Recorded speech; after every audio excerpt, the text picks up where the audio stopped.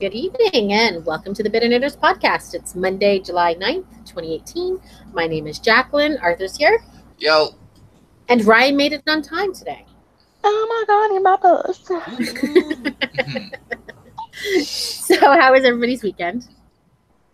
Not too bad. I mean, it wasn't as fucking hot, so that was nice. Oh, yeah, that was nice. It was beautiful on Right? Saturday. It was gorgeous on Saturday. It was actually an enjoyable fucking little bit of the summer. And it got back to insane hot again. Yeah, today was Not rough. as humid, but the sun itself was just so hot. Yeah.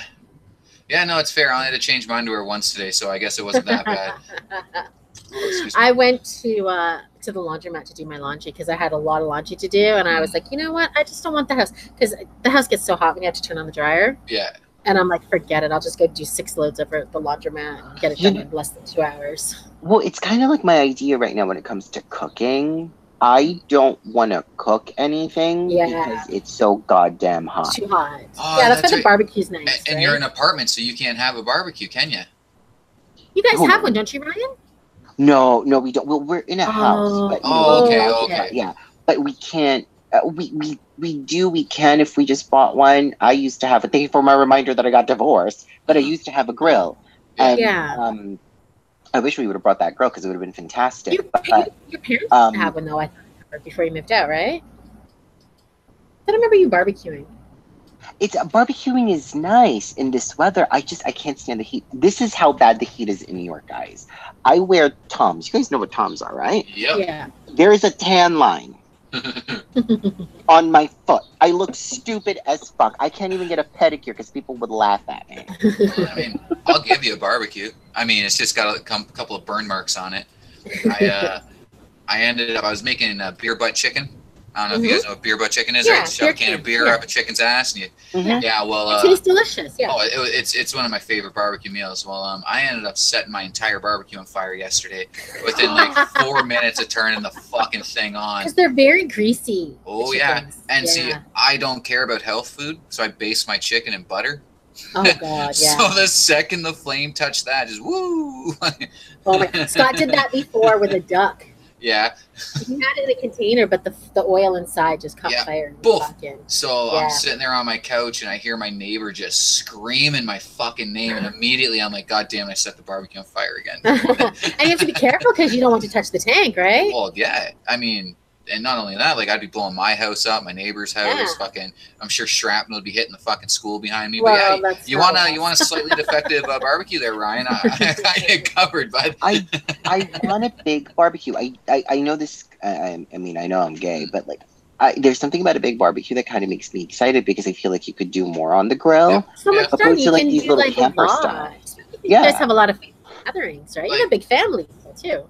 You know what's funny? We go to gatherings a lot, but we don't. My mom doesn't like to host it. Her idea is that I'd rather just get it catered because if I have to put in all that work, it's a lot of work. That's the point. Yeah, it's a lot of work. I like having them. I like having parties, but it is a lot of work. Well, as long as they bring their own booze. Yeah. Oh, that's a must. I mean, like I'll have like coolers or a punch sometimes, but yeah, bring your own booze. No, I got a tap with water. Help yourself. I usually buy 6 or 8, and I don't drink a lot, so I don't mind sharing out my coolers. But I've had people come and just drink all of Scott's beer. It's just I do that. You know. I'll show up to your guys' place for fucking family gathering, not even wanting to drink, not even fucking planning on drinking, and I leave that night fucking hammered drunk. Because Scott's just like, here, have beer. Here, have beer. Have some more beer. Oh, and then we get the Baileys out. Get some shots of Baileys. And I mean, I was raised right. You'd never say no to a free beer. Turn down a drink. You know what I mean? So like, you know what's so weird about that? I was just at my friend's house on Saturday, and her mom ended up kind of showing up, but I was already starving. Like I was starving, and I'm like, "Yo, can I order food?" And she's like, "Why? I'm starving right now." And so as I'm on DoorDash, it's this app. It's like Uber Eats. Yeah. She made the mistake of telling her mom, do you want anything from White Castle, Ryan's about to order something. God. And her mom's response literally, came to my face and said, "You're disrespectful. Why would you do that? I'm cooking." What she want you to do? Like, go be like, cook me some food, bitch? Like, Well, that's she it, was though. cooking. No, she was cooking though. But That is kind of disrespectful. Well, but I was hungry. What was I supposed to do? But you should have just walked and ate something on the sly. Well, we come from a culture. Here's the thing. You know, she's Spanish. We come from a culture where you just don't say no.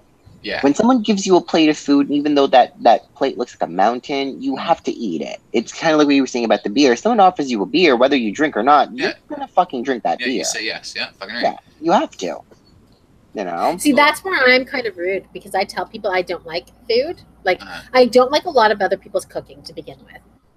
And I don't like anything weird. I don't like a lot of ethnic stuff. So, like, I'm not trying to be rude, but I know I'm not going to like it. Like, my landlord made me try some weird shit at his house, and I didn't like it. And they're staring at me, and I'm like, I'm sorry, I don't like it. I ate it. Like, I tried it at least, which Scott was really surprised I even tried it. See, like that, I was like, I'm not going to eat this. That sentiment right there is, like, the only time I'll ever admit that we have any type of privilege, like a Western privilege, is that we do. Here, the act of breaking bread is fucking meaningless. Like, we don't take that serious. You know what I mean? We're immigrants or people, you know, that just from elsewhere, not from the West. Breaking bread is still a real fucking tradition. And I've been watching, rewatching that Idiot Abroad with Ricky Gervais, Carl Pilkington and stuff, right? Mm-hmm. And I keep getting really upset with how ignorant he is with this privilege of not understanding that the ritual of breaking bread is so fucking important. And it's just really starting to bother me. Who is this, Ricky Gervais? Well, one of his best friends. I don't know if you ever seen An Idiot Abroad. It is fucking I've never amazing. watched it. I know what it's about. It's so good. So he has this friend. He's an idiot. Like, I mean, and not to call the guy dumb or anything. Like, he's just, you know. He's an idiot. Yeah, he's an idiot, you know. And so they send him around the world to do a bunch of shit that they know that he's not going to enjoy doing. And most of that is, you know, engaging in local culture. And just watching this guy, like, go to China, for instance, and they cook up, like, toads or some shit. And again, more food than this family would eat in a fucking month. They're serving this guy for dinner, and he starts making a big fucking, oh, this is gross, this is disgusting. And, like, to me, that's a sheer sign of our Western privilege, because we do feel like we have that right to be like, that's well, no, why I try not to put don't myself like in that it. position. When people are like, come over to my house for dinner, I'm always like, oh, I can't come. Because I don't want to offend people, and I know that people take their time and care and stuff, right? But I wouldn't go around the world. Like, I'm not going to China and eating toads. Like, no. But at least you're aware of that, Jack. Oh, yeah, I am. I'm 100% aware. Because a lot of people are not. Okay. I have to be very careful about this because these people listen. Secrets out! I have a person in my professional life, to whatever capacity that is, who literally, and they were not offered food, by the way. They were not offered food, just to kind of give this into perspective. It was a few rare days I had brought in food, but I really was craving food, like the kind of food that I wanted to eat that day. Right. And I felt so demeaned when they said, who would want to eat that? Right. And I'm looking at them like, no one offered you food. Yeah. Though. Like, I'm eating this because I'm craving this. Yeah. And it wasn't really anything disgusting. It was kind of like chicken stew. And you guys know me. That's like normal, Yeah. I'm the weirdest person in the world. I only ever really eat white meat chicken. So it wasn't like, you know, like you had bones sticking out or whatever the case was. Yeah. But I just kind of, it reminded me of this place where, as much as you, as an ethnic person and as an immigrant, as much as you kind of try to be a part of it, you'll always be reminded how you're not a part of it completely, because you'll always hear the comments of, why would you want to eat that, or why would you want to do that, or whatever the case is. And I think sometimes Western people don't realize that comes off with a sense of privilege and arrogance and ignorance and ignorance, especially because even if we're not exposed to it, doesn't mean that. Like, I mean, I look at a lot of food and I'm like, ew, why would somebody eat that? But I mean, I would even say that for, like, quote, white people food. You know what I mean? Yeah, like I look at a true. lobster and I'm like, that's a fucking cockroach. It is. Right? It's an ocean It's a sea cockroach. cockroach, It's yeah. so Why fucking would you true, eat that? right? Like Yeah. it's tantamount to fucking eating like lice off someone's fucking head. Like there's no Yes. difference. Yes, thank you. It's true. It's just I don't know. It's just a thought I had like watching it, Yeah. and it No, kind of it's a good started to point. bother me.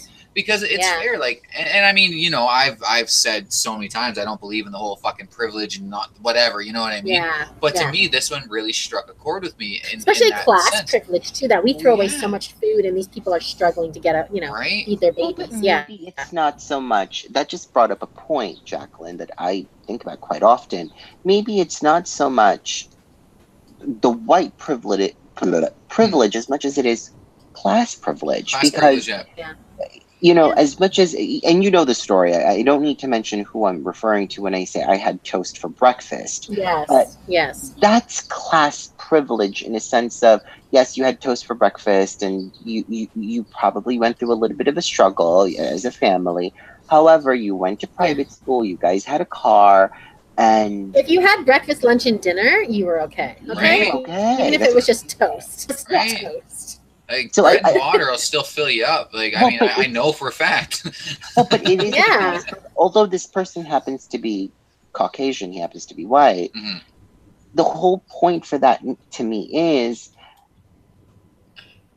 you just have a sense of ignorance about you that you Yeah. think your struggle is, not that I'm saying it's invalid, but that your struggle seems to be more important than those, which becomes a class privilege Yeah. because you get to believe that your life is more valid than somebody else's because you've gone through something that you think Well, I hate is a people who struggle. think that they have to make their struggle worse than somebody else's struggle. Right. Like, we've all had bad things happen in our lives. Mhm. And, you know, like, if I really wanted to go on about my childhood, I could sit here and cry and tell us some really sad stories. stories. Yeah.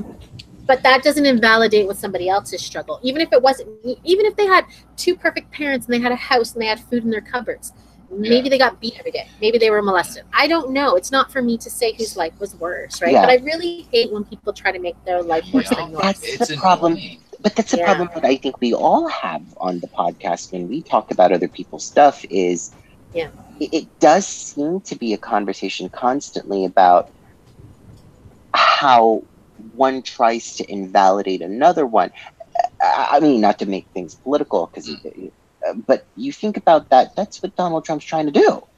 For me, it's like, oh, these people just want to come into the country and infest us and take away our resources. And it's like, I really don't quite think that's what's happening here. It's Some people almost- just want to live without It's war. almost a form of gaslighting. That argumentative argumentative tactic is almost a form of gaslighting, right? Where you're like you're saying, you're just invalidating everything that some person has to say because this is worse or I experienced this. You know, Yeah. it's so dishonest and so disingenuous. And I've disrespectful, really. It is. You know, I've had this friend for a long time. I've known her 17, 18 years. Grew up very similarly. And I mean very similarly, except the only difference was her parents were alcoholics. So if we're ever talking about the struggle, or I bring up like, you know, I like to call like the meals my mom used to make us, excuse me, welfare food and shit like that. And I was like, well, yeah, but at least they weren't drunk. And it's like, fuck off. Like, that's not like, you know what? I hate that kind of shit. I hate it. remember my old friend, my ex-friend, Mhm. Tara the Gluehead. I remember one time when her and Scott and I were all hanging out. Other people were there. And Scott had mentioned that his father had died and how it was upset him when Scott was a young boy, right? Yeah. You have a lot of emotional trauma from something like that. And she's like, well, at least your dad didn't like choose to leave you and abandon you like my dad did. Right? Like, I hate that That pissing doesn't matter. contest. That's a sad story too. You Yeah, know? but it's a pissing with a lot of people. It's a pissing Yeah. contest. I Yeah. find when one of my deep, really really good friends, Trish, hi Trish, who just gives me goosebumps every time she says it. We've lost compassion. Yeah. It's a Yeah. sense of ignorance a lot of the time where I literally saw someone's post not too long ago talk about how, and clearly they were a Trump supporter, which is fine, but they said, you know, these immigrants come to the country and they try to take away things from us and they overpopulate the schools and make our rents go up and blah, blah, blah, blah, blah. Yet here I was thinking, you are jobless by choice. Yeah. You have 100 billion children by choice. Well, maybe not. Maybe they're from a state where you can't get an abortion. Oh, they're in New York. They're in New York. You are on welfare by choice. You are a burden on taxpayers by choice. Yeah. Yet the people who come here who get paid literally cents to the dollar for the work that nobody wants to do. Yeah, nobody wants to do. Okay, let's be fair. Work that nobody wants to do is called a burden on society. Or an infestation. Mm-hmm. And it's sad because you're right. You got people. Look, I have no problem with people going on welfare. Welfare's there for a reason. You use it to get off your feet. Get onto your feet and get your life together. I have no problem with that whatsoever.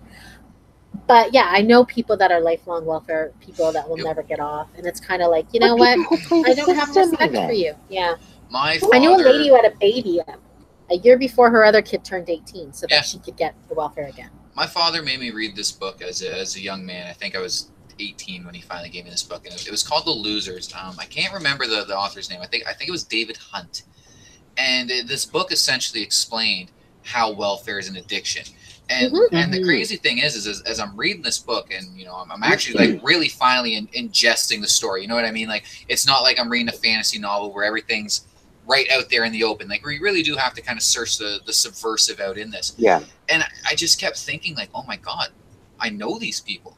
Yeah. Like, holy fuck, I've seen this my entire life where they are literally training themselves to not only fuck the system, but do it from a high horse. To do it from a position where they feel like they can look down at other fucking people and be like, oh, well, yeah, I might be fucking, 900 pounds in a fucking rascal scooter and never fucking made an honest dollar in my life, but at least I'm white. You know what I mean? And it's fucking disgusting. That's what one of the things they say about, who said it? Lyndon Johnson. I keep seeing this quote. I don't know if he really said it, but give a poor white man an enemy and a black man and make him think he's better and he'll hold on to that type of thing. Yep. Yeah. And it's the God's honest truth. And it shows. And it shows in like almost anything. It doesn't have to be like a matter of race or class or religion or anything, but people will always try to find a way to make themselves feel better about another fucking person. I remember in the 90s when all the Somalians and Ethiopians were coming to Canada from the war and the famine, and they were coming to Scarborough and were going on welfare. And I mean, I'm sure there was a lot of welfare fraud. I knew white people committing welfare fraud, but that was the whole thing. Oh, these Somalians are getting 10 checks, and these Somalians are taking our welfare. Well, like, I know fucking at least 5 people personally that are fucking over welfare, okay? And they're white. But that's why we are, Arthur and I have discussed this so much off air. That's why I think we've really lost the core values of what real conservatism is.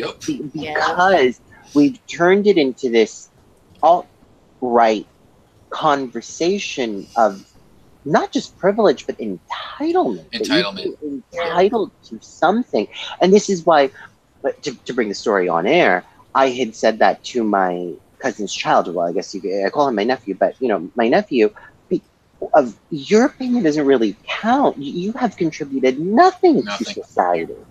Yeah. You yet to even march somewhere to talk, or even just converse about what is politics. Like I'm like, do you know? Because he dare talk about Japanese internment camps. I'm like, almost every single president after that has happened has condemned that and has called that a stain on American history. Just like we call that with, although I think the lines have been blurred with slavery now. Just like we referred to that as with slavery for the past 300, 400 years that it had occurred. I mean, let's not be hasty and say this is still conservatism, what's going on. This is not conservatism. This is some pseudo ideology of what we have or what we think is being conservative nowadays. Conservatism is not about being racist or being privileged. That's not conservatism. That's what bothers me so much about what's going on, I think, in the United States, specifically, to be fair, specifically. Like, it's true, because when did the the at least the political side that I agree with, turn away from fiscal responsibility and family values to, well, your skin's different, so fuck you. Or you believe that the wage gap exists, so I'm going to invalidate everything. You know what I mean? To me, it's a crying fucking shame. Like, it really is. And it hurts me to, you know, because I still will not fucking go the Mar route and be like, well, now I'm a libertarian because I can't agree with the party that you know what I mean? Fuck that. I'm a conservative. I'm fucking in it to win it, you know. But it's true. People. But I can't. But I have to stay true to my values as a human being as well. I can't lose my compassion and say, let's vote for this guy because he's part of the party.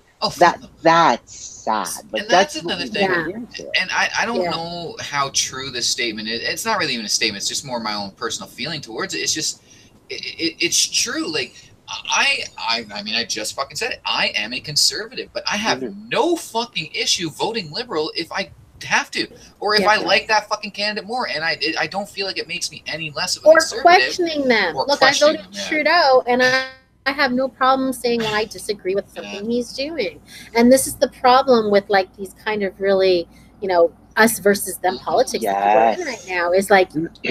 Well, I voted for this person, and now I'm ride or die. Well, but that's what I have a problem with. You should be questioning your government. Well, but that's why I have a problem with Meghan McCain on The View, constantly talking about, like, she'll say something that's wow, that's a good statement, then all of a sudden go ahead and bash the Democrats, and it's like, yeah, but Megan, that had no relevancy whatsoever to the statement. Oh, it's like whenever you're on a CNN article and somebody's like, "But Hillary's emails." No, fuck off. Like, that was bring up a real thought. Like that was well over a year ago. Shut up. No one fucking cares anymore. Like, you know what I mean? Let's deal with the we're all starting to get over the whole fucking Russian thing that's going on. You know what I mean? Although I think that's super fucking important. Nobody seems to want to talk about that anymore because we've moved on. I mean, it's also kind of like our ADHD acting up as a society, but it's just so quite sad that no one seems to really want to stick to their values. It's the argument I had with that person with the whole toast thing when we were amongst friends and we were all discussing stuff, and I said, you're part of the issue because you would rather vote for Gary Johnson and what was her name, the other, Jill Stein, because you did not like the other one. Fine. You don't like her, but you have to realize what kind of a crap you just did by voting for the other one. Because you didn't like her. Did you know her politics? Did you know what she had done or not have done? You went off of somebody else's opinion, aka your mother. Who, you know, I respect her very much. You went off of your mother because that's what you heard, and he was flabbergasted by me kind of scolding him. I'm like, no, it's not about you not voting for Hillary. That's beyond the point. But the fact that you didn't know what you were doing is the saddest part of it all. Research. Logan voted for the first time this year, and I said, I'm voting this way. You don't have to vote my way. You research it and figure out what you're going to do for you. Well, the thing is, how many people right now are not only getting their political ideals, but from Facebook, their actual ideals exactly from Facebook or a quick YouTube video, an opinion fucking video. You know what I mean? Rather than, and I get it. I understand to actually do the reading, to actually read a platform and understand the language that's used. It's a fucking headache. It's such a fucking headache. And I hate politics for that reason, because they fucking purposely make it as hard as they can, you know, for the layman to fucking kind of understand what's going on. But I mean, you're just doing not only yourself, but the rest of us a disservice by only going by what you found funny in a fucking YouTube sound clip. You know what I mean? Like, you really are. That's what's going on. Well, a lot of the Republicans or a lot of the conservatives make fun of the liberals for exactly what you have described. But what they don't realize is that they're doing the exact same thing. You know, and it's like, wow, you sound like a moron. I've got this one friend who's, I mean, he now calls himself a libertarian because I guess he you know, like I was saying, he just can't side with the conservatives anymore. And he's the same way, you know. All of his ideas on politics come from like Sargon of Akkad or some other fucking, you know, right-leaning, alt-right-ish fucking YouTuber. And it's like, man, I can't take you serious. Like, just because you're yelling the loudest and you can really fucking articulate these arguments that were handed to you very well does not tell me that you actually understand what the fuck it is that's going on. And I have no problem when I don't understand. Like, I have no issue with going, I don't fucking get this. I don't understand. You know what I mean? And it's so bothersome to me that there's this air right now where that's bad.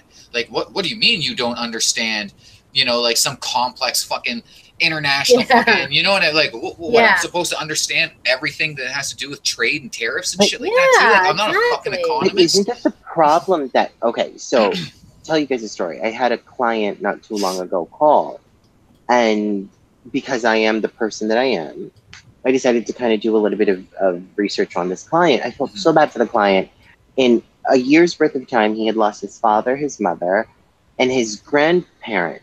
Like, it was sad. I was like, let me try to help you out. Yeah, that is sad. So I did this research, and I happened to fall upon his Facebook. This is very important. This has a point, although I talk. I was going through it, and he comes off to be kind of like your friend, Arthur. And I swear on my grave, I was like, I cannot have the conscience to write this person's stuff because this is just like fucked. You know what I mean? And the other day he called and he was like, you know, I'm ready to take the policies. And I said, you know, there's another office that can help you. Let me give you their number. He's like, well, I like you guys. You know, I like you, man. Like, why can't I do it with you?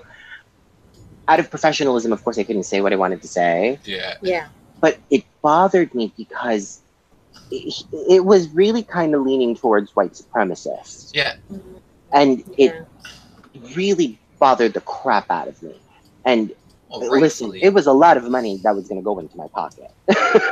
But I had to kind of say no because you have your morals and your ethics, and you did feel like you should. You know, I'll say I admire that, in all honesty, and I do admire somebody that can do that, because if that was me, I wouldn't give a shit if your name was fucking Heil Hitler, fucking hang the Jews, you know what I mean? Like, oh, you're gonna pay me? Fuck it, I don't give a shit. Like, you know, and I know that that's an issue, you know what I mean? I know that, like, me only giving a fuck about, but it is. I mean, let's be honest here. We shouldn't allow anybody to finance us that espouses straight hate. You know what I mean? We really fucking shouldn't. But me being weak, I you know what I mean? He's got to make $1, right? I fucking would. So I actually do applaud you for sticking to your morals. And I felt that because, in all honesty, I probably shouldn't have delved deep into that person's stuff. Yeah. However, and this is, but then to kind of also give you guys another side of the spectrum on that, I had a client who really needed the stuff really, really badly. And I saw what the numbers were. I mean, it was really, really, really expensive. And I said, you know, listen, call this company instead. They'll be able to help you. It's going to be much cheaper. And I told and relayed the story to my boss. My boss is like, I'm very proud of you for being able to do that. I'm like, you know what? Listen, everybody wants money in their pocket. But I can't be the one to just take money. I have to be able to sleep with myself at night. Yeah. You know, granted, there's nobody on the bed with me. It'd be nice. I still have to sleep with myself at the end of the day. Yeah, I agree with you, Ryan. That's good. This is kind of my point with a lot of, I think, where we are now, and my problem with Donald Trump and my problem with the Conservative Party is we seem to just want to take. We don't seem to have a conscience anymore, and that's not the conservative values I grew up having. Yeah, you know, of having a moral, having even just one moral, not morals, but moral. Yeah. Well, even when Reagan first said, "Let's make America great again," you know, there was no bullshit hate undermined it or backhanded bullshit with it. You know what I mean? Like, you really did understand what the fuck it was he was talking about. But because everything is such a fucking shit show right now, you know what I mean? A statement that, in all honesty, as far as I'm concerned, does not espouse any fucking hatred at all. No, it is a fucking hate-filled statement. And it truly is, you know? Well, because if that statement stands for what you're currently doing, then that statement. And then how the other messages he delivered with that statement. Well, and there it is too, right? Wall, you know, Muslim ban. Ugh. You know, We'll call it what you want to call it. It's a Muslim ban. Oh, it absolutely It's not a travel ban. It's a Muslim ban, and the fact that that's when you start saying "Make America Great Again," and you're building a wall and keeping out Muslims, and you're cutting down on immigration. Right. You can only have 1 + 1 = 2, which leads you to make America. But let's also be fair, because you're not just cutting off immigration. We have to be fair. We're going to talk about it. We have to be fair about what we're going to talk about in that sense, where you're cutting off immigration that has anything to do with people who have brown skin. Yeah. You're not going to cut off immigration from Denmark. All countries. Or from Slavic. Well, that's what he said. Why can't we get some of those people from like Norway? Because who wants to come from Norway to America? Like I love that. Like I love that. Like they're literally gonna leave their fucking socialist fucking paradise, where everybody says it's the happiest country in the world, right? Isn't Norway and Denmark are always the happiest countries to live in the world? Iceland was up there. I'm gonna go there to like fucking America. That's like 27th or some shit. Yeah, I know. It's. I don't know. I don't understand where we all went wrong. I really don't. Yeah. And I mean, I've seen people make fairly convincing arguments as to saying that it is our exposure to the internet and how, I mean, we kind of do like being spoon-fed. You know what I mean? Like, none of us really want to do the legwork and actually fucking figure it out, or you know what I mean? Nobody wants to read, a 3-page article. Like, remember in the old days, you used to go to the Toronto Star and you'd read the front page, and then you'd have to continue on page 27 because it was a long article. Yeah. Well, people wanted like 3 paragraphs, and even 3 paragraphs is pushing it. Well, yeah, because when we were having the provincial election here, I went to look at the NDP's platform, and they wrote it out beautifully, but it was 7 pages, and I was like, "Fuck this!" Yeah, like I'll let some asshole on YouTube tell me what the fuck's up. You know what I mean? Points, please. Yeah, like I don't fuck, man. And that's it. We've all become lazy. Yeah, like something happened, something clicked, something triggered in every single one of us, And I'll even say about myself, where like, I would rather be lazy with it. I would much rather just have someone give me them bullet points. And I don't know what it is. I don't know if it's. Think about this. How much research did you do for your trip to Germany, Arthur?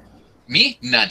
Zero. I let my travel partners handle all of it. So your travel partners did hours of research. They did. Okay? I've been doing Iceland. I've been doing hours of research. Yeah.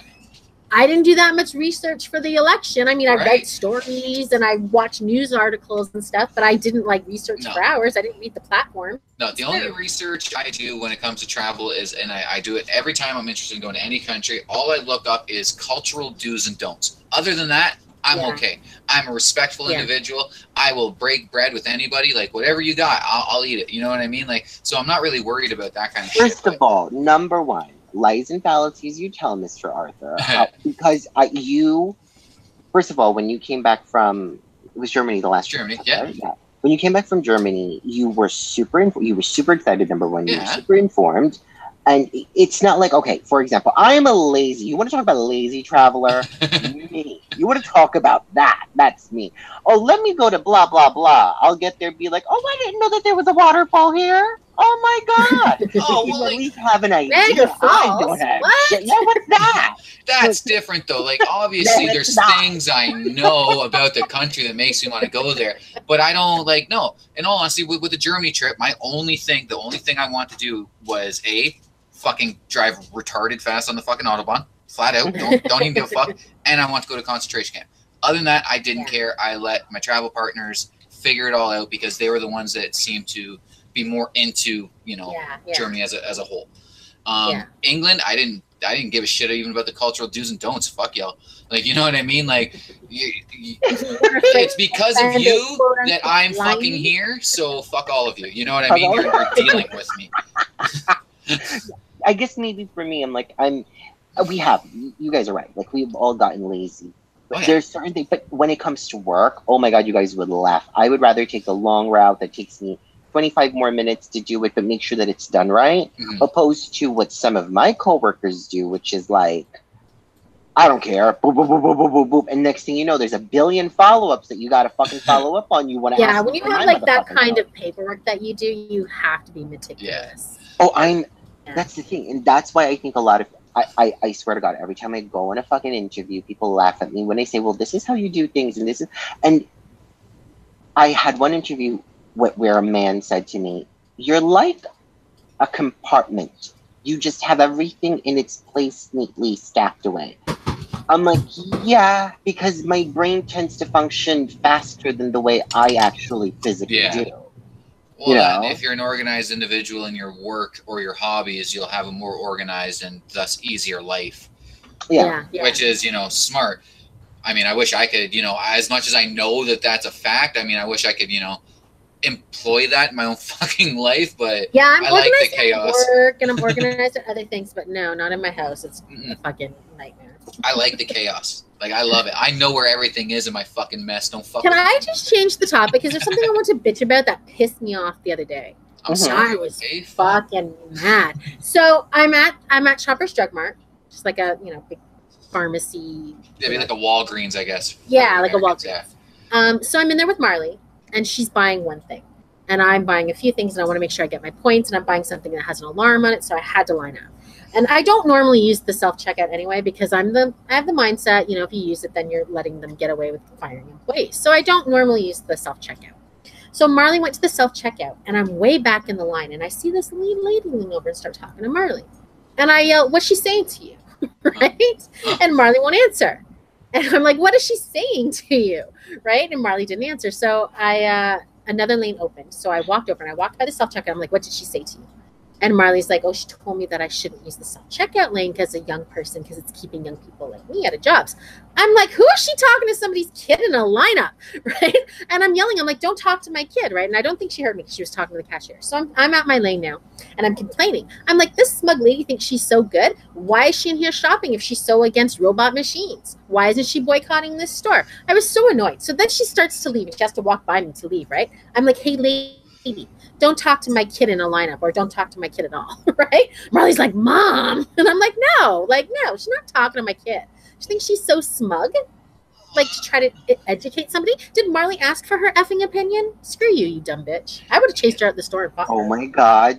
Jacqueline, holy crap. I mean, I don't know. I mean, I get what you're saying, but I mean, she was just trying to give a little knowledge to your kid. Like, how is that a bad thing?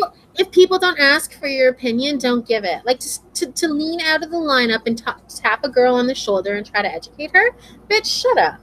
I didn't like that. Like, don't talk to my kid. I don't know, because he keeps going back to that. Don't talk to my kid. But if it was somebody else's kid, you would have just fucking ignored it. No, I wouldn't have liked that. No. I don't know. See, I wouldn't have liked that. You don't need to have this stuff. Yeah, you do. Yeah, you do. If you see someone doing something stupid, it's your fucking moral obligation to be like, "Hey." I do that quite often. Using a self-checkout is not the same as like a kid who's about to like jump off a building. There's a difference. Okay. Well, then I'm yelling, "Do a flip." But no. This lady is just like, no, she's just trying to be smug. She thinks she's so awesome because she doesn't use the self-checkout line, and she's just trying to like. What's the difference? What's the difference then? And I see you do this all the time, where somebody comments on a news article and you jump in and give your opinion. They didn't ask you for your opinion. Well, if you're in a comment section, they are. It's a public forum. Your daughter was in public. Somebody used. She's a private citizen using a private machine in a store. It's not a public forum. She's in public. It's a private business. It's a private business. It's still fucking public. It doesn't matter. I just don't see why it would. I just don't see why it would piss you off so much. And I mean, you have to be really careful with that. Like, I don't know this lady. I don't know what she looked like. I don't know who she was, how unhinged she was. But I mean, you get aggro with someone for them doing what they consider is kind. You know, just sharing what they consider knowledge. I mean, you can get fucking stabbed. You can get knocked the fuck out. Oh, like, she wasn't gonna stab me. You'd never know, though. You know what I mean? Like, whatever, she can stab me. Like, but then the best part is the cashier was terrified of me. The cashier was terrified. He's looking at me, and I'm like, "Oh, hey, how's it going?" And I'm all calm because I'm not mad at him, right?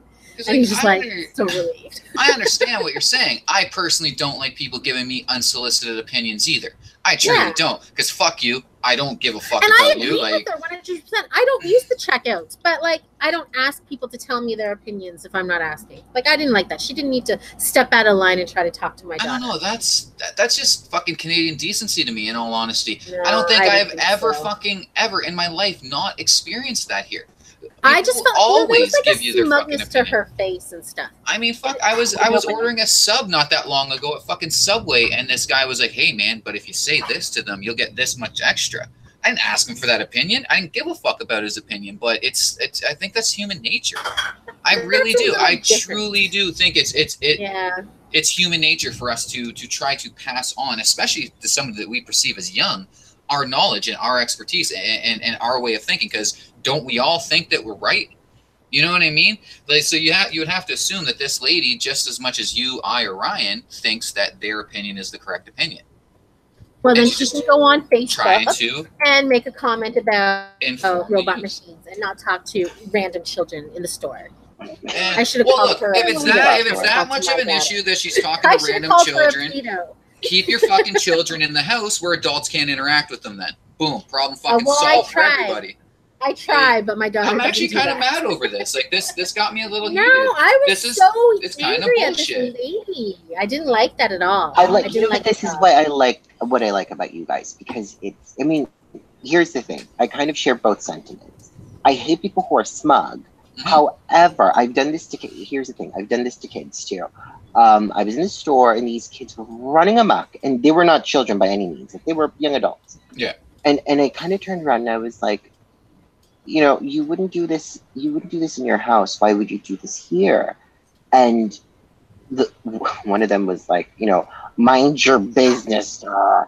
And I was like, no, because we all have to share the common space. Exactly. So you have to be a little bit respectful. You know what I mean? And then, of course, I walked out of there looking like an idiot, like the old person that I was trying not to be. And since summer vacation has started, let me tell you, working at No Frills, everybody's bringing their squalling child to the store. And I mean squall. Even Marley was like, Mom, like every kid was howling. Like it was. They're just screaming. And I'm like, stick a dummy in their mouth or something, man. Jesus. You can't do that. That's child abuse. Right? Like, I mean, where we're at nowadays, that'd be fucking child abuse. You're not allowing that precious little angel to fucking express themselves. Like, I don't know. I just find that whole thought process of somebody doing. I mean, again, I don't know the tone. I don't know what was said. Whatever. That besides the point. Just somebody seeing somebody young, and let's not lie. We all perceive young people as dumb and naive, and I mean that's a fact. Who's just trying to give out their expertise. Now, would your opinion have changed if Marley was out driving, had a flat tire, had no idea what the fuck it was she was doing, and somebody stopped and gave her an unsolicited opinion? Yes, because we have CA. But you know what I mean, though? But like, I understand that it's the look on her face. I think this was the problem. I get it, and I get that. It's the way the lady looked at Marley. Like I said, there's just this smug look on her face. Yeah, like she thought she was changing the fucking world. Like, you know, and I get that. I understand that. But I don't know. It just kind of rubs me wrong that you would get mad at somebody, regardless of tone or anything, just trying to pass on a little bit of elderly knowledge onto your daughter, or you know. I get your point too. I just didn't like it, and whether it's rational or not, I didn't like it. But again, I mean, just got to be careful with how you talk to people out there, because you never fucking know. Yeah, never fucking know. No, I take my chances. I go a little crazy every once in a while. So, well, but can I tell you guys a little story actually from this weekend that got me a little heated? So my mom decided she was gonna go through her little spring cleaning, or a little late for spring, but summer cleaning. And I'm in my room and she's knocking on the door, and she kind of went through, I call it the divorce files. And she starts bringing out these checks. She's like, Ryan, what are these? And I'm looking at these checks. This is actually going to anger both of you guys. And I'm like, oh my God, it's from the other job. I never cashed these. So I went back into my room and I'm chilling like a villain. And I started to have these thoughts of, holy fucking shit. I just lost out on almost $2,500 worth of salary. Because I never got paid my last. Christ, Ryan. I never got paid my last commission, right, from this boss of mine. I never got paid my proper paycheck, and those checks were never cashed. And I call some of my friends up, and I'm like, hey, listen, this is what happened, blah, blah, blah. I'm telling them the story. And they're like, well, why don't you? I'm like, because I already know how he's going to respond due to an email I had sent earlier this year in regards to, I don't know how you guys file your taxes, but in the United States, we do the W-2 forms. Oh, yeah. He was he wasn't very happy with the way I sent him the message, which was very polite. Well, he has to give it to you whether it was rude or not. Yeah. It's love. Well, I mean, it was. I did ask very nicely, and here I was. I was just thinking all day. I'm like, oh my fucking god, this guy had no common decency to pay me, right? So fast forward to today. I went into my manager's office and we had a conversation, and she was clarified on a detail that not a lot of people knew. I don't know if you guys know this little detail. So, as I was going through my abandonment, because we can't really call it a divorce at the time, it was the abandonment. Right. A lot of people were confused with the timeline. So, including my manager. She was like, well, Ryan, how long were you gone from the office for? I said, with all due respect, I won't say her name. I'll call her Lily. I said, Lily, a day. She's like, what do you mean a day? I said, one literal day. I said, so the person whom I was with left Monday. I showed up to work on Tuesday. I had to leave early because emotionally I was just gone. Yeah. Done. Yeah. Of course. I didn't show up Wednesday, and that's when I got the boot. She was like, hold on. I was under the impression that you were gone for weeks. I said, no, I was gone for a day. Yeah, that's bullshit. And her reaction was just astounding, right? Because I've been working for her for more than half a year now. Here she was thinking this. And I said, well, can I tell you an interesting story? When I had first gone on interviews, I had an offer originally given to me. But because he called that prior employer of mine, the offer was rescinded. Huh.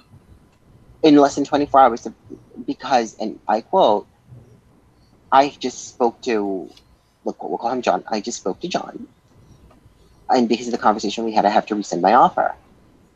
And I said, well, what was it in regards to? Well, what had occurred? And she was flabbergasted. Her whole face fell to the floor when she had found this out. She was like, that's illegal. I said, yeah. And when I was picking and choosing between which position with my current job now, which office I was going to go with, the one I ended up not picking but offering me a position had ended up speaking to John as well, right? And they had a really big conversation because what came up during my interview was personal stuff. Well, what really happened? You mentioned he knew about personal stuff. Yeah. And it was all about at the interview, he was asking what happened during Ryan's divorce, which is so inappropriate. Which was very inappropriate because he kept saying, well, I just don't want you to do to me what you did to John. I'm like, I didn't do anything to John. I was gone for, and there was this thing that people weren't clear about. I was gone for a day. I wasn't gone for a week. I wasn't gone for a lifetime. I was gone for literally doesn't matter. Day. You're having an emotional breakdown. You're allowed to have which brings me to a point in an article. Well, I'm sure you guys have heard in the news this woman who was basically scolded by her manager for calling out because her son was on life support. Oh, fuck. Oh, yes. I was going to talk about that. Oh, that would piss me right off. So this brings me to this. And we did talk about it on the last show, did we not? Yeah. Yes, we did. We did. Yeah. And it brought me to that moment because I was like, this is exactly what happened to me. Yeah. And because I had what I thought was a familial situation, familial including myself, I was booted because this guy thought to himself, okay, well, you're not doing what I want you to do. Bye. Out the door. And should have given you at least 2 weeks notice anyway, or 2 weeks severance and all kinds of shit. Yeah, well, he gypped my paycheck. He did not pay me my commissions, and he had no remorse to even when I'll give him a bad Yelp review. Give me the information after the show. The point to this is, right, this whole time I was just kind of like sitting in my room and I was thinking, I was like, how the fuck can someone do that? Because that's really, really mean. Like you shoved your opinion down my throat smugly. Yeah. I mean, you guys in private will see the messages that was sent to me, basically invalidating my problems because your mother is dying of cancer. Yeah. And this whole time I felt so bad until yesterday when my mom started pulling out these things. And I was like, holy fuck. I got played really, really badly. And because you were in a raw emotional state, you didn't have I didn't have the capacity, yeah. You weren't thinking about that. You didn't care about the job at that within point. a week, I went from having a place to stay to becoming homeless. Yeah. I mean, you guys know the storyline. I mean, I became homeless. You were devastated. Yeah, I had nowhere to go. And the number one concern he wanted me to have was work. And it's like, I'm you know what I mean? You guy's a dick. I'm glad. You know, I mean, I'm sad that you got screwed by the money and everything, and that he ruined a couple of job prospects for you. But screw him. Bad energy will come back on him. Well, you never know, though. You never fucking know. Because look how many scumbags are out there that, like, you know what I mean? And nothing that bad's ever fucking really happened to him. I mean, fuck, one of them's leading the free world right now. Yeah. You know, like, I mean, I think we all have that kind of hope that karma's a real fucking thing, and then it really will fucking, you know, kind of show people what's up, but it never does to the truly fucking despicable. You know, they do seem to just kind of fucking skate through life without any real anything. Well, I mean, you get a gross turtle waddle if you're Mitch McConnell. Yeah, but the guy you have embarrassing hair photos if you're 45. Yeah, but he's a fucking billionaire. You know what I mean? Yeah, like, but I don't know. All that money, why didn't he get his fucking turtle fixed? Come on. You don't stay rich by spending your money. I have no fucking idea. I have no clue. I'm not rich. I will Let's talk about a couple of stories before the show ends. We'll do a quick update on these Thai boys lost in the cave we talked about last week. Yeah, I just remember I was surprised they even found them alive. Yeah, same here. And there was 12 of them and a coach. Now they've managed to rescue 8 of them. 8 of them, according since this morning. I haven't seen any updates. So. Yeah, I think the next, because I think they were like giving like 10 to 12 hour rests in between. So they took out the sickest first, which is I think good planning. And touch wood, there hasn't been any issues other than the one Marine, the Navy SEAL died on Friday while he was. He from what I've seen or what I've read, it was pure fatigue. He was just going real hard trying to get all the oxygen tanks set up, and like, because they were, you know what I mean, they're pushing to get these kids. It's monsoon 5.5 hours to get in, and 6 hours to get out. Right so now, it's long. I think he may have just overestimated his abilities a little too much, and unfortunately, this man fucking passed. Yeah. I mean, it's tragic as shit. I hope this is the only one. You know, it's terrible that it was a rescuer. You know what I mean? Like, to me, that one... a hero. Like, this guy's a hero. And he wasn't doing anything bad, you know? Yeah, right? Like, it's not like he was unfortunate like these kids. Wrong place, wrong time, even. You know what I mean? Like, this guy's literally trying to help. He put his fucking life on the line, and he gave his life up for these children. You know, so... All the respect to... Which, as sad as it is, we know can happen when you're a rescuer, you know, right? So, these are the sad realities. Like, I give all the respect to people like that, you know. I'm not even going to try to say his name because I know I'll fucking butcher it. But, you know, I truly do. Like, a lot of respect to that. That's... I mean, I know I'd like to think that I would be the first to put my life on the line to help someone else, but...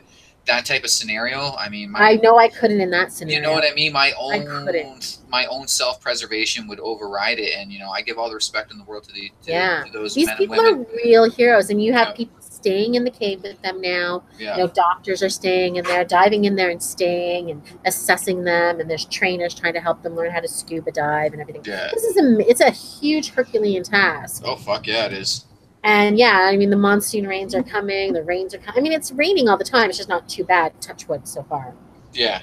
But scary situation. And then the other thing I read, which is kind of, I don't know how the parents do it. The parents have all agreed to stay together, and nobody is being notified of which children have been rescued until they're all out. You know what? I respect the shit out of that. I do too. I couldn't do it. I'm selfish. Right? Well, yeah. No, I get that.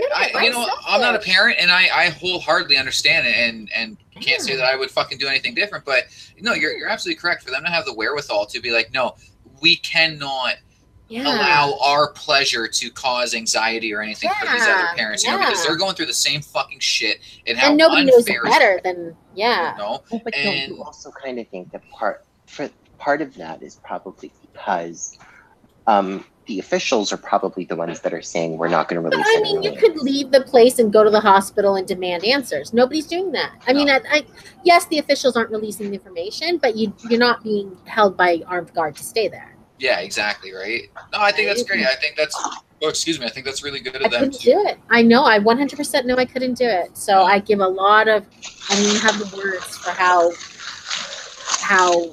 these people are sacrificing, I guess. Well, I mean, it's a level of admiration, you know what I mean? That like it's true. Like, I don't think any of us would be able to express because we've never faced that type of a scenario in our lives. Thank fuck, you know? Like, I hate a lot of people, but I wouldn't wish this on anybody, you know? No, me either. I'd wish they some seem like good kids. Yeah. You know, you see some of their videos, you know, I want fried chicken. Mom, my birthday's coming up. Make sure you got the party planned, and just, you know, just they're normal kids. And it's nice. Spirits are still high, which is good to see. Like, that was actually really nice to see that they, you know, they haven't succumbed to the fact that, you know, like, there's a Can you imagine being in there for 10 days in the dark and then suddenly these rescuers pop up? Oh, yeah. Oh, my God. Oh, my God. And then to stay calm, knowing that help is there, but they can't help you immediately. You know what I mean? Yeah. Like, oh my God, that'd be these the worst. kids, and they've been invited to FIFA finals. Oh, which, of course. You know, they're soccer players, and hopefully they can get passports and visas to go. The other thing that's really great is that this group of 4 from today that got out 2 hours faster than the first group. So that's fantastic. Good stuff. Seems like they figured out their escape route, and you know everything's going smoothly. So yeah. So touch wood, the last 4 get out plus the coach. Yeah. And you got to remember too, the coach is only 25 years old. He's just He's a young guy. You know? Yeah. And he managed to keep these kids' morale up and everything. I couldn't do it. I'd probably just succumb to depression and die, slide into the water and disappear. But again, though, and I was thinking about that too. Like, how much of the fact that they have kept up such high morale can you put onto the fact that they do come from a part in the world where adversity is the name of the game? That's true. You know what I mean? Where like these kids, like they've seen and lived some shit. Ding, ding. You know what I mean? So like, how much weight do we put on the fact of like it kind of prepared them? Well, part of the problem this is the country that had the huge tidal wave. Remember the tsunami? The tsunami, yeah. Fuck. Well, but isn't that part of the issue? Is that we kind of a coworker of mine today was talking about how her son was bored and they're at this resort and blah blah blah, and how they didn't want to do anything. And in my head, I was thinking, that is his problem. And we both looked at each other and we started laughing. And she was like, I know. And you think about first world kids, problems, right? Yeah, first world. Well, because you think about these kids who are literally keeping themselves alive with God knows what. I don't even want to know. Yeah. And are probably just happy to get out. Yeah. Yes. You know what I'm saying? Because it's really what they're trying to do is just get the fuck out. It puts things into perspective for you sometimes. Oh, absolutely. But then I still want that Gucci sweater that I'm looking at. So you know, we all want stuff. Look, these kids had a horrible, but they still want to come out and have a birthday party, and they want chicken dinner. And I mean, we all want stuff. That's human nature to want things, right? Yeah. But you know, I'm just so happy that so far this is turning out to be a really happy ending. And that people wanted to genuinely help. Yeah. Yeah. And people did. You know. Well, of course, it's children. We all have that soft spot for kids. You know, I bring it up all the time about like how as a society we're in agreement that if someone hurts a kid, like we murder them. You know what I mean? How like even like the most liberal and softest people I fucking know, you know, they are A-okay with murdering fucking pedophiles because it happened to a kid. Yeah. So it's not a surprise to me that so many people would be willing to risk life and limb to help these kids out. When you know, children are innocent and they're vulnerable, and we should be protecting them. And you know, I honestly, like I said, I couldn't even believe that they were alive. Yeah, I know. And then the insurmountable task of getting them out seems like ridiculous. And I'm just so glad that at least 8 are okay for now. Let's keep hoping for the final 4. Yeah, I'm gonna call it right now. It's gonna go off without a hitch. I think so too, but I don't like to put, you know what I mean? Like, I don't like to jinx things. So I don't believe in that fucking. It's like the Chilean miners. That's exactly what I equated it to. And those guys were in way worse fucking Oh, conditions. yeah. Like that, I'm still fucking just floored that they were even able to find those fucking guys. Like, in all And honesty, all of them got out safe. All of every them. single one of them. Yeah. So, Yeah. oh, excuse That's me. amazing too. Let's quickly talk about some dirtbags because we talked about vulnerable children. Let's talk about vulnerable old people. So here's a story from a senior living facility in Georgia. We had a 76-year-old woman who was a stroke patient, and she was dying. She's at the end of her life. Literally at the end of her life, she was dying. The facility knew she was in trouble, but they didn't have any actual nurses to go in there to be with her. So they sent 3 employees. Now, I don't know what these employees' jobs were, whether they were janitors or kitchen help or PSWs. Is that what they call them? PSWs? I don't know what they were. But you got 2 21-year-olds and a 19-year-old. And what they did is disgusting. They Snapchatted this woman while she's dying. They used a vape and they used profanities and they gave her the finger and they put this Snapchat out there in the world of this woman's last hours. Yeah. Well, hopefully they get charged with some kind of neglect or elderly abuse or something. Yeah, well, they've been charged. Let me see what the exact charges were. Exploiting an elderly and disabled person. Hopefully there's more. I hope there's more. Because, I mean, obviously they can't, it can't be a murder or manslaughter. You know what I mean? The lady was dying, so whatever. But, I mean, it kind of goes to even what I was saying about that Russian rock star that died. Yes. You know? Did they just strip that woman of all the dignities that she had at the end of her fucking life? Like, to me, that makes you look like the lowest of the fucking low. And death is terrifying. I don't care who you are. Death is terrifying. And now you've had a stroke. You can't, I mean, I don't know what level of stroke she had. I'm going to assume she probably wasn't verbal. Yeah. Right? And she has no way to express her fear and her terror. And these people are fucking cunts. Sorry, anybody's offended by that word, but that's what they are. A moist cunt. Yeah. Big old cunts. But yeah, no, it's fucked up.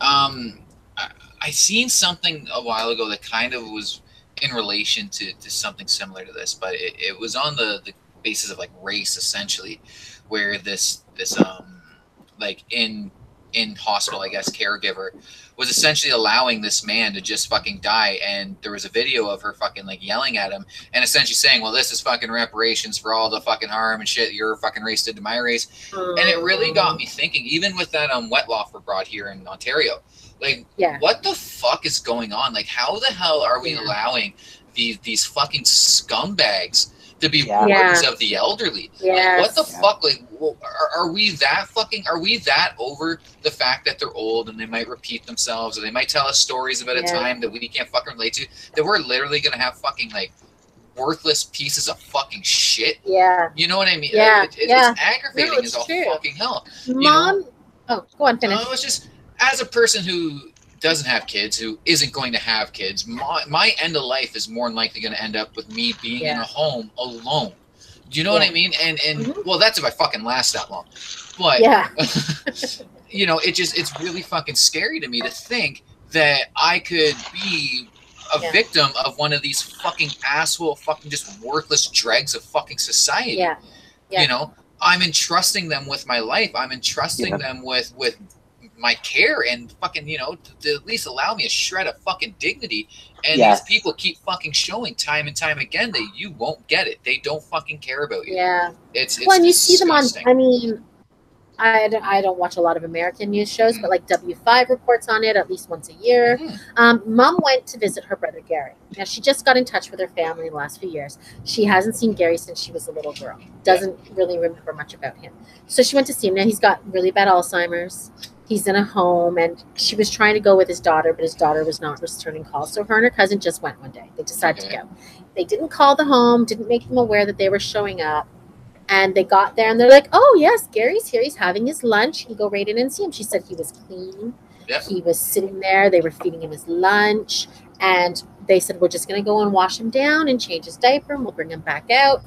And, you know, she was really happy and surprised that this was one that's not a private one. This is a, you know, a public one from the government. And, you know, he was still being treated with dignity. And everybody there, she said, seemed kind of clean and happy. So, well, that's great. That's great to hear, you know. Because I thought when she said that, I thought it was going to be horrible. Yeah, absolutely. I mean, it's kind of almost as if we're trained to just expect something horrible out of these stories, you know. And that's why the old people fight to go. My own grandmother was like, no, she Yeah. wanted to die in her home. She did not want to go to a Mhm. facility. Yeah. Well, you know, my parents talk about this all. I have to admit, my parents are a little bit older, and my mom says all the time, there's this bad connotation when it comes to nursing homes, and my mom Yes. specifically said, I refuse to die in a So you see them nursing home. separated. They can't live together in these homes Yeah. sometimes, or they just don't want to go and they end up killing themselves with their pills because they refuse to go to a home. Mhm. You just saw the Yep. story. I was going to talk about it. It's on my list to talk about. The woman who shot her son dead because he was going to put her in a home. Home, Yeah. yeah. It happened in America last week. He came to get her and she shot him. And well, I mean, now she's at least going to a guaranteed home where they don't give a fuck about you. Yeah, So I know. I don't think that congratulations. worked out well for her. He could have set you up in a real nice one with fucking weekly elderly orgies and shit, but nope. No pill sharing and orgies for you, Gladys. Why is every old woman named Gladys? I was the first old That's name an that old came up. lady's name. It was like Gladys Myrtle, or Ethel or Myrtle. Doris. Yeah. Ethel Yeah. Myrtle. Yeah. Beulah May. Maureen. Yeah. Or, I mean, I could use the atypical Canadian one called the bitch Susan. Susan. Yeah, I know a couple old ladies named Susan, actually. Oh, you would. You're not a true Canadian if you don't know at least one old bitch named Susan. Like, flat out. Your citizenship is revoked. But the oldest person's name is Patricia. That's the oldest person's name. Yeah, that sounds about right. That's for Sister Patty. Anyway, so on a Sister Patty. She's so old. Have a great week, and we'll be back on Thursday. Don't forget. Mhm. Mhm. And thanks for listening. Let me go over and hang up the call because I'm not prepared. Bye. Take care.